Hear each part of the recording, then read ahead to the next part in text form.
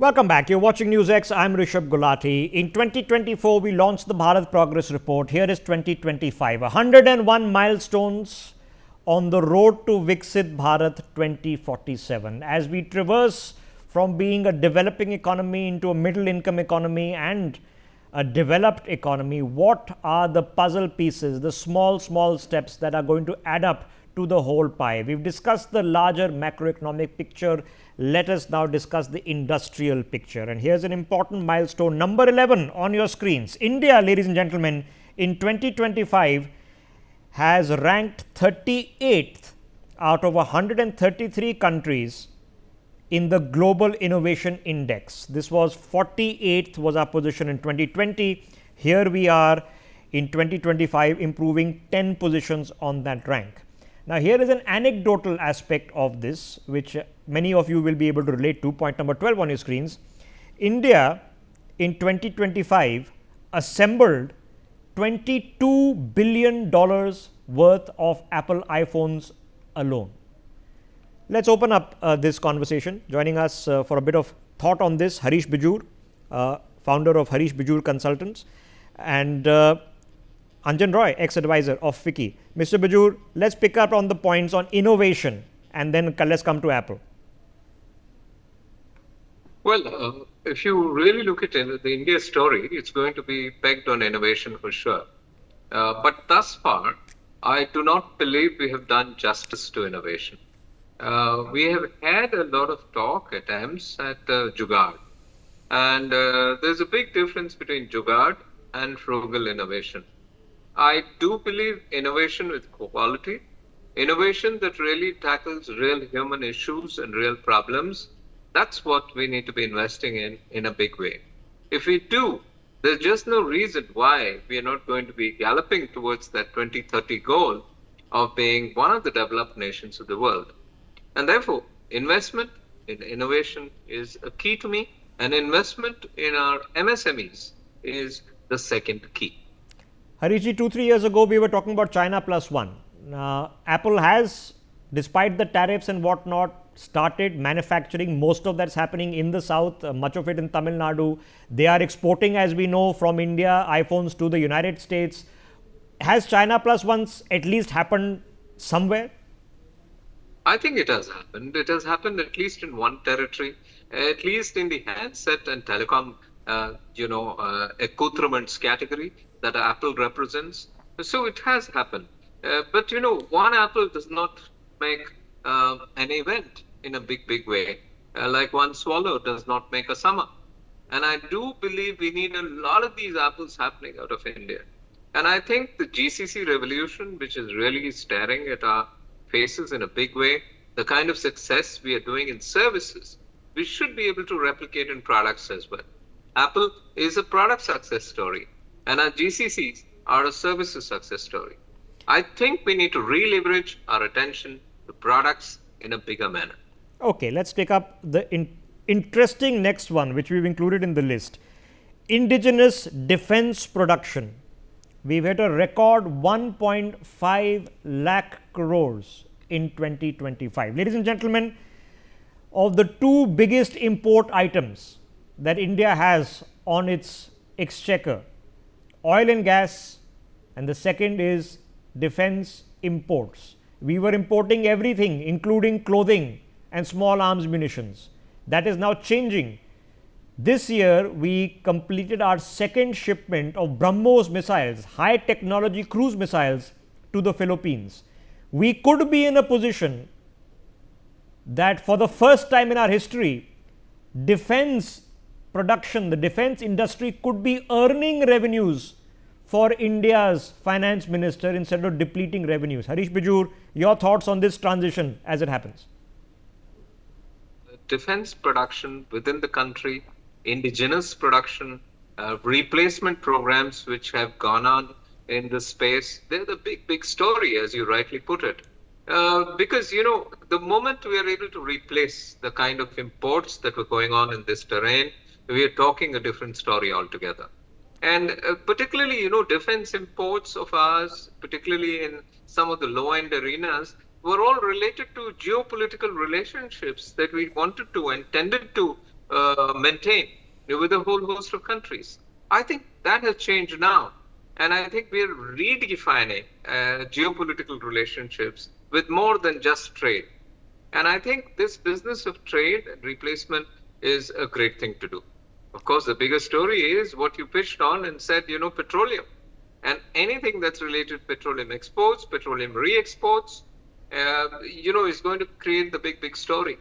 And I think these two terrains will definitely dictate the future of us becoming a developed nation versus being a developing one. If you think about it, I mentioned two things, oil and gas and defense. If you can become self-sufficient on defense, maybe even export, imagine, I know it's controversial in some places, but 20% ethanol blending, 50% of our power is now generated by non-fossil fuels. We have the two of the world's 5 largest solar parks in the world. More and more people are buying EVs. You can possibly, in our lifetimes, maybe before the decade is out, see a possibility where energy imports are not the biggest frontline item in India's import-export budget. Okay, stay with me. I'm going to add one more point. I'm going to take a thought from Mr. Roy as well. India has now announced in a joint partnership with a French firm called Safran, 5th generation fighter jet engines to be made. Mr. Roy, in our entire independent history, we have put now rovers on the moon, but we've been unable to make a jet engine for various intents and purposes. To be able to make a plane engine, how important is that for India in terms of its high-tech vision? Extremely important. Making a jet engine is the end of a very long process. So you cannot make a jet engine overnight.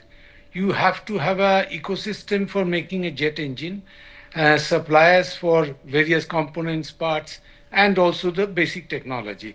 So we are very far away from that. So if we are able to make some headway on this, it will be very important step, and it will be very important for our defense purposes also. China has displayed its defense might. I mean, those who are in defense sector, they know, but for the public in general, China made a display of its defense capabilities in its last that parade in Beijing, which has been taken note of by all countries, including America. The kind of technology they unveiled, they are saying mutually assured destruction to America. So they are saying that if you want a war with us, it will mean MAD, mutually assured destruction for America as well. So they are in a position to say that kind of, convey that kind of threat. And that is why America is so mellow to China in all its handling. China has developed some very critical handles over USA. For example, rare earth minerals.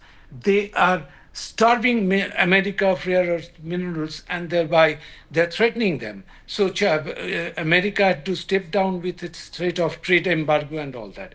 So we are not in a position of that kind. It's been 70 years of bribes, bullying, and in some cases bloody murder to deny India the ability to make a jet engine. A jet engine was developed in the Second World War.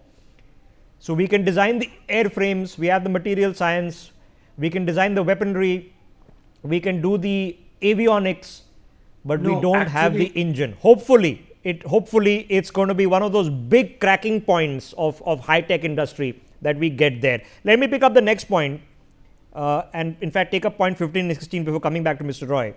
Microsoft, which is one of the world's biggest tech giants, has announced that it's going to make its largest ever investment in Asia, in India, to develop cloud and AI infrastructure. We're talking about $30-40 billion. Point number 16 on your screens, on startups. So we're talking about a startup story. Now, how does a startup story translate to the larger Indian economy? It translates to innovation. It translates to GDP growth. But does it translate to jobs? Well, the data in 2025 tells you that startups alone created 21 lakh direct jobs in India in 2025, in 1 year. Mr. Roy, a job story coming out through investment, not only by the major long-standing players like Microsoft investing in India, but young people, entrepreneurs becoming job creators. Yeah, this is the story of India. I mean, so we are seeing this happening on the ground, and a large number of unicorns are there in India, from India. Jobs are a difficult proposition nowadays because what you have, so you are seeing is AI, and that will take away a lot of jobs, including the IT sector, where India is very successful. But the kind of job we do is not something that cannot be replaced by AI. Most of IT jobs, I'm afraid, can be done by AI, and we'll see a lot of unemployment coming in those areas. So we have to take advance action against those developments. For example, jobs can be very well created in the tourism sector. It is not only high tech, but in the tourism sector, and India has immense potential all over the world. Tourism is one of the biggest employment generator and booming industry. So we must give more attention to tourism. Okay. And also the difference between services and industry. I Yes. mean, the watertight dichotomy between these two is breaking down. Okay, we are of course going through the smorgasbord through 101 points of what milestones were achieved in India in this Bharat Progress Report 2025. I want you to just absorb this. The average, point number 17, the average monthly data consumption in India is now just over 24 gigabytes. 24.01 gigabytes per user per month. That's nearly 1 GB per user per day. There are 1.2 billion mobile users in this country. Ladies and gentlemen, that means that 1 exabyte, which is a billion gigabytes per day of data, is being consumed in India. Now, percentage of this will be for entertainment, people who are streaming, percentage will be for work, percentage will be emails, percentage will be Zoom conferences, percentage will be everything. But look at the complete transformative revolution of data consumption. Mr. Roy, 1 billion gigabytes per day of data being consumed in the country. This should go up. I mean, as we are more digitally savvy, this will go up substantially in the years to come. And we are setting up data centers in India for catering to our needs as well as overseas demands. And as we progress towards AI, where right now we are not very at the leading edge, as we progress to the more developed areas of AI, mainly general AI, we will need more and more data. For that, we must take these steps. And the advantage is that we have so many people and we generate huge number of data in every sphere. So all that can be captured. And one of the cheapest in the world. So we compared, Israel is the cheapest in the world by about 3 cents, 3 US cents per gigabyte. Singapore is roughly the same, and we are also roughly the same. So the massive amounts, again, 1 exabyte, a billion GB per day at 3 cents a GB. It's been phenomenal watching this develop in the last 10 years. Okay, let's pick up point number 18, and this requires a little bit of subtlety to understand. India's logistics cost dropped to 7.97, so under 8% of GDP for the first time under PM Gati-Shakti. Now, Mr. Roy, can you explain to people watching this, every time a producer makes a good or produces a fruit, to the point it lands on your table, a large component in the cost price is logistics. If you can make logistics more efficient, why does that help?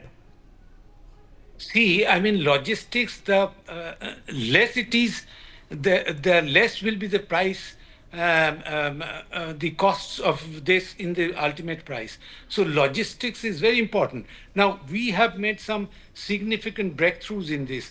And in that logistics cost, GST is also very important, because earlier, at every checkpoint, or when crossing from one state to another or one octroi to another, so the producer or seller had to pay some extra price. Now with GST all over the country, we have only one market and smooth movement of goods. This will bring down logistics cost. This is not very appreciated, but this is a very, very major. But that apart, and the quality of the roads is very important. How the roads are, how energy efficient are the roads. Even the curves in the roads, they account for energy consumption. Then the vehicles we are using, the large vehicles. Previously, we had very crude lorries and trucks. Nowadays, we have much better fine-tuned trucks and vehicles. So these kind of and also transport network, that is very important. You use different kind of transport at different points. You don't use bulk vehicles, bulk movement vehicles from farm gate to aggregation point. So there are various kinds of these must form a uniform chain and feed into the transport corridor. Okay, this is happening, I think. So better transportation reduces logistics costs. Better warehousing and storage reduces logistics cost. Better inventory management, which is now increasingly become digitalized software, reduces logistics costs. More digitization means administration, management comes down. More robotics means labor costs come down. All of this means that from the person who is making the product or making the produce, who is earning X, to the point that it comes to your house, 30, 40, 50% of the value, if it is being eaten up by logistics, the earner, the producer ain't making what you're paying. If all these costs come down, which means your economy, your GDP is running more efficiently, is the major headache for any producer, especially exporters, thinking about this. So global logistics are becoming cheaper. Thankfully, mainland intra-India logistics are also becoming cheaper for the reasons Mr. Roy just mentioned. Okay, now here's another interesting one. In 2025, India became the world's third largest automobile market. Our automobile exports have gone up to record highs. They've gone up 20% this year. Mr. Roy, making cars, selling them in India, selling them abroad, it's an industry that's booming right now. Yeah, this is a very long story. We had previously just a few manufacturers who used to produce the same cars year after year. And this is a story of transformation through foreign direct investment. When the new companies came in with the new technology, the entire market changed.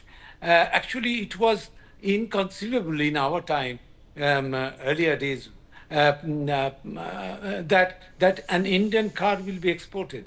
We could only import cars from outside. I mean, high value, the latest cars, and those could be just you can count them in your hand. So few.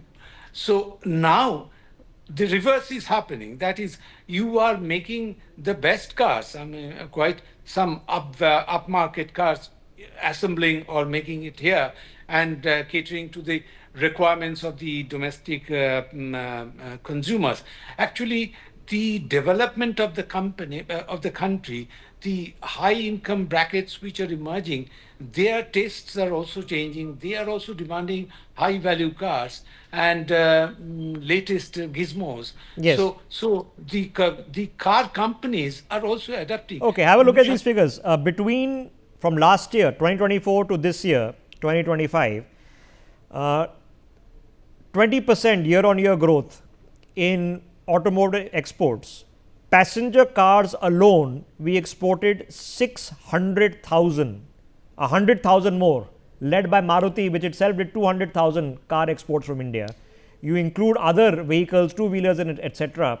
And we are in a position that about 6 to 700,000 units are being exported every month. India is now behind the United States and China as the number 3 automotive market in the world. So, roughly 5%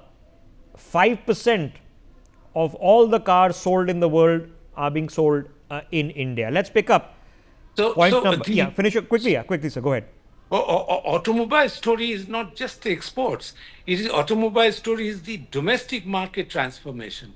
You see, earlier only small cars were selling in numbers, but nowadays, with each passing year, the quality, the standard, and the segment of the car industry, car market is changing. It is moving up market. Yes. So we are. This is the transition from developing economy to a middle income economy, where the person who was in a cycle is moving into a two-wheeler, the person in the two-wheeler is moving into a sedan or a car, and the infrastructure is improving. Maybe the urban infrastructure requires a lot more improvement, but at least the highway infrastructure is improving a heck of a lot speedily. Okay, now point number 20, and this is an anecdotal point. Amazon, Jeff Bezos, has pledged to invest $35 billion in India by 2030 to expand operations. So, the global tech giants, logistics giants that are represented by Amazon, Mr. Roy, they still see India as a massive growth opportunity.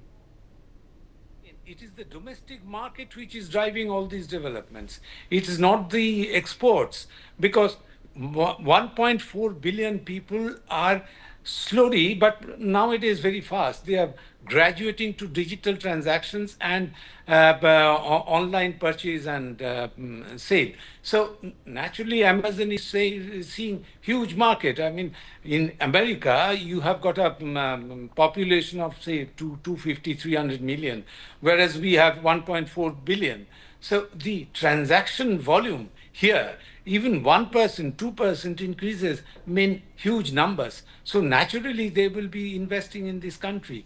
It is the domestic market, growth of the domestic economy. And that is your transition, as I mentioned, to into a middle income economy, which is good news for the middle class. We are not middle income economy as yet. I mean, we have large number of backlog. Yes, but the change is happening, but the export story is also important because it earns revenues. It means that things can be sold abroad for other people to buy in other parts of the world. Okay, so through the journey of the Bharat Progress Report 2025, we have now completed part 1 and part 2. We take a break. Part 3 coming up shortly.